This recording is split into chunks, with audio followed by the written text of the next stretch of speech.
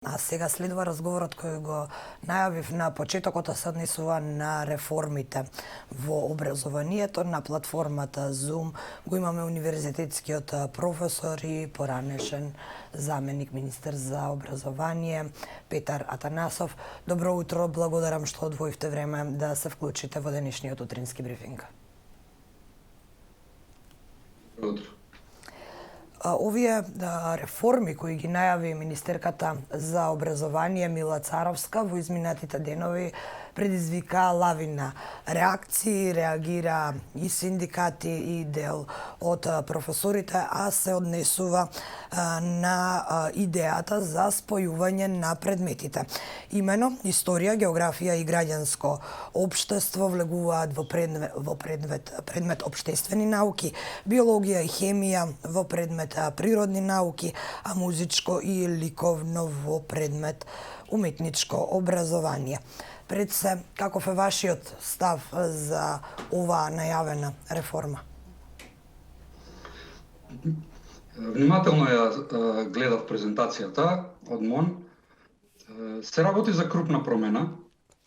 Направен е обид за да се поместат работите и да се направи чекор напред во наставниот план за основно образование и да се креираат посовремени образовни програми. Може да се видат вклучени некои од елементите за кои со години наназад зборувавме дека се потребни и дека се слаби точки на нашиот образовен систем. Работите од страна на креаторите на образованието пред се бирото конечно се разгледуваат во една развојна функција и малку пофлексибилно во споредба со претходно застарениот модел. Мене лично ми се допаѓа интегрирањето на предмети и содржини, особено во сродните научни подрачја, како што се природните науки. Добро е, например, и намалувањето на бројот на предмети од 13-14 предмети во 8-9 одделение на 10, конкретно во повисоките години. Исто така ми се допаѓа што почнува да се истакнува личниот и социјалниот развој на учениците како важен во воспитно-образовниот процес. Се прави напор тој продолжен престој во училиште да се искористи за децата да учат заедно со наставниците и конечно за поздравување што ќе започне похрабро дигитализацијата како процес пред се во овој степен на образование. Од презентацијата јас не видов или барем не се гледа се уште општествени науки, например содржини од предметите како што беа порано општество. Јас како социолог не гледам навестување дека нешто социолошко ќе се изучува, економија, че немаме решение за општествените науки, иако се прави обид да има интегрирана настава. Веројатно е грешка или е избрзано интегрирањето на историјата во рамките на друг предмет, особено во оваа фаза од развој на државата и нашата борба за идентитетот. Историјата е пред се хуманистичка дисциплина, но не е општествена наука. Уште посложено е прашањето за идеолошките елементи на нашите општествени науки. Одредени демократски вредности, како што е демократската култура и се што содржи таа, може евентуално да се усвојуваат преку предметот мајчин јазик во некоја од следните фази на реформата. И децата треба да се компетентни да се снаоѓаат пред се во сродните научни области или предмети и тие знаења да бидат јасно изразени и изградени. Ова е еден првичен поглед на она што барем го слушнав и го видов како презентација. Министерката Царовска во својата изјава рече дека учениците не знаат да поврзуваат факти, па поради тоа и потребата да се интегрираат овие предмети. Се сеќавам во мое време основно образование, нели секако интелектуалниот капацитет на сите деца е различен. Меѓутоа не гледам јас лично некој проблем, барем во мојата генерација, кога е поврзувањето факти во прашање. Ќе се согласите ли вие со оваа констатација и ако да, тогаш што е причината, што доведе до ова? Веројатно министерката сакала да каже дека она што јас со години го зборувам, дека ние не пренесуваме на децата употребливо знаење. но проблемот кој постои, за кој имаме еден од послабите образовни системи во регионот, е тоа што треба да се работи или полека да се менуваат не само учебниците, туку и софтверот во главите и однесувањето на наставниците. Еве се поставува едно прашање, едноставно логичко прашање. Зошто со овој променет наставен план и програма, зошто наставниците би се промениле? Зошто би предавале подобро, зошто би работеле со децата многу повеќе, зошто од фаза на учење на факти, преку поврзување на фактите, но и синтеза и употреба на знаењето, зошто тоа наставниците би го правиле и како би го правиле ако не го правиле до сега? Знаете, во нашиот образовен систем има илјадници наставници кои работеле 1, 2, 3 децени со еден застарен модел.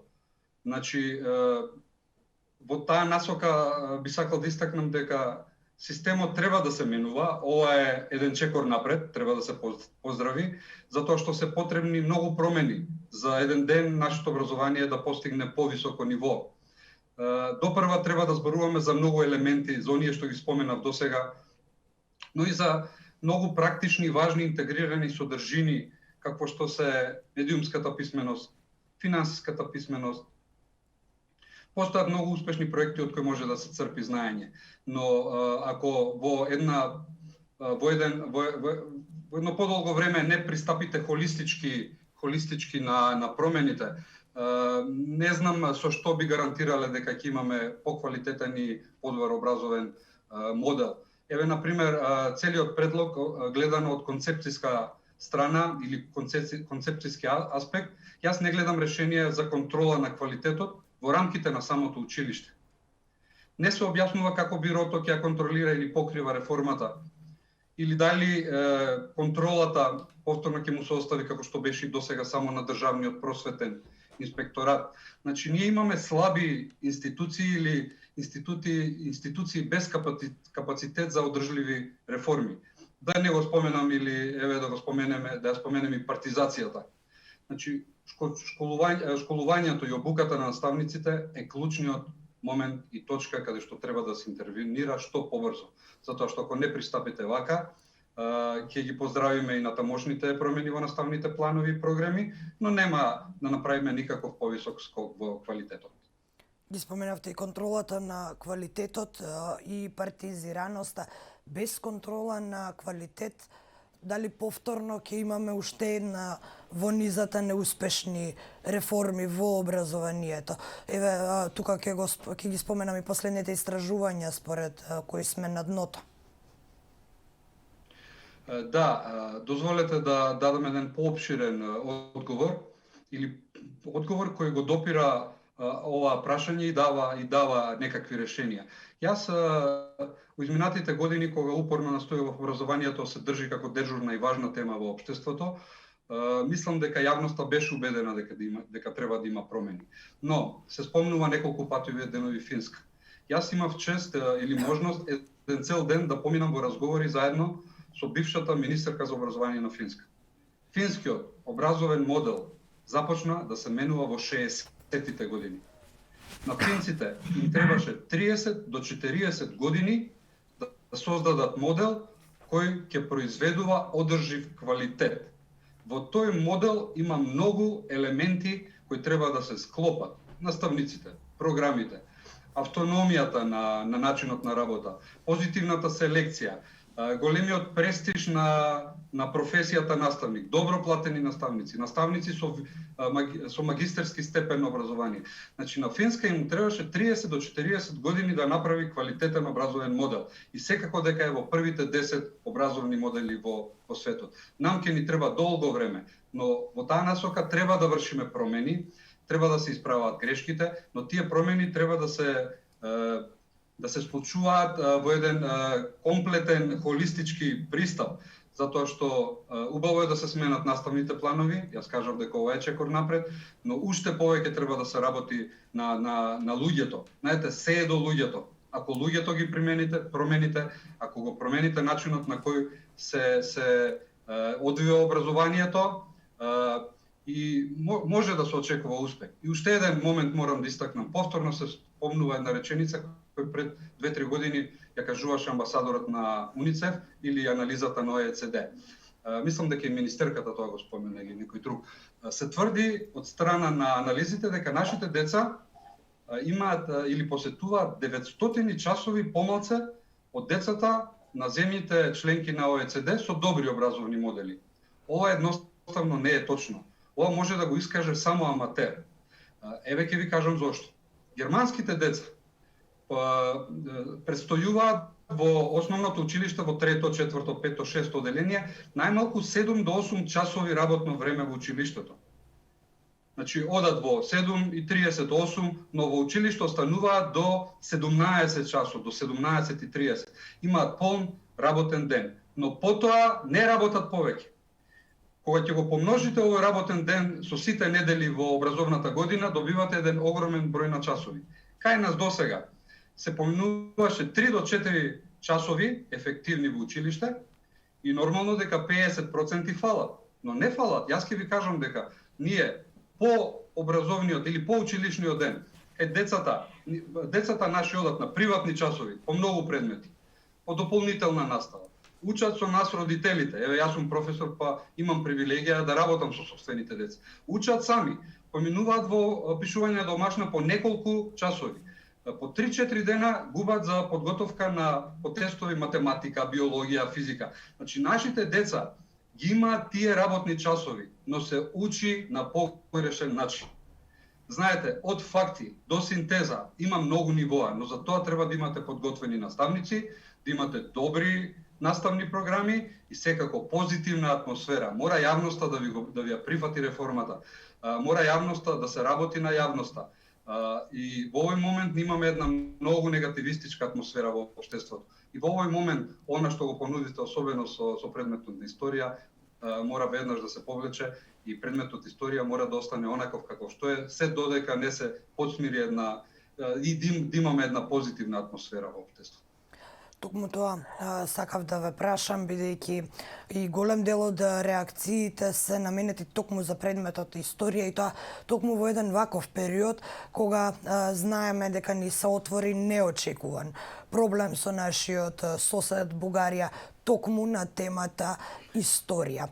Па дел од јавноста смета дека го поврза времето практично, па еве се појавија шпекулации дека токму поради тој спор се менува, односно се интегрира предметот историја за кој ќе кажам еве и голем дел од професорите историчари конкретно во текот на вчерашниот ден реагираа на социјалните мрежи. Дали вие го поврзувате овој предлог за конкретниот предмет за историја со актуелната состојба со соседна Бугарија? Лично не верувам дека е тоа така или не сакам да верувам дека е тоа така. Туку предлогот се однесува на една поширока наставна програма или наставен план и програма, но тврдам дека во овој момент не е добро време, особено за историјата. Историјата, филозофијата, јазиците, уметноста се хуманистички науки и мора да се најде начин како тоа на децата да им се пренесе.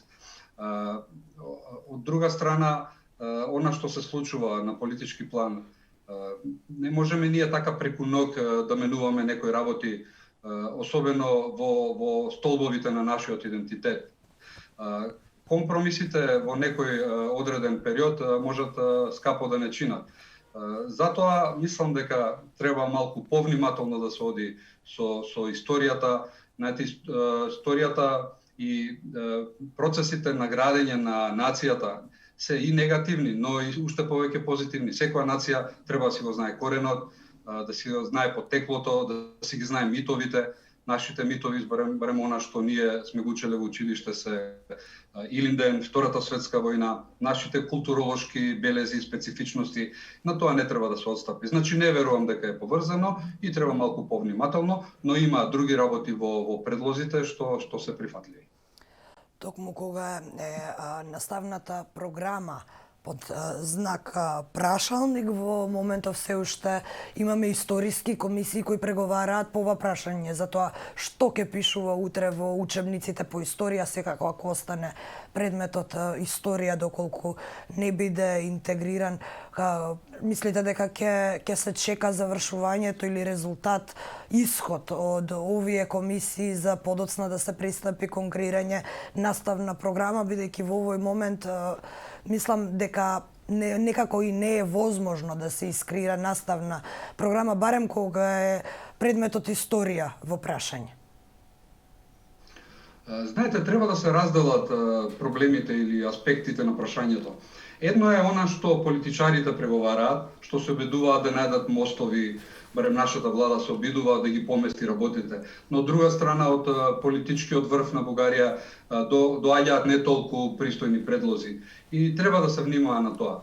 Од друга страна, историјата, професорите, науката, образованието треба да изнајде начини за соработка.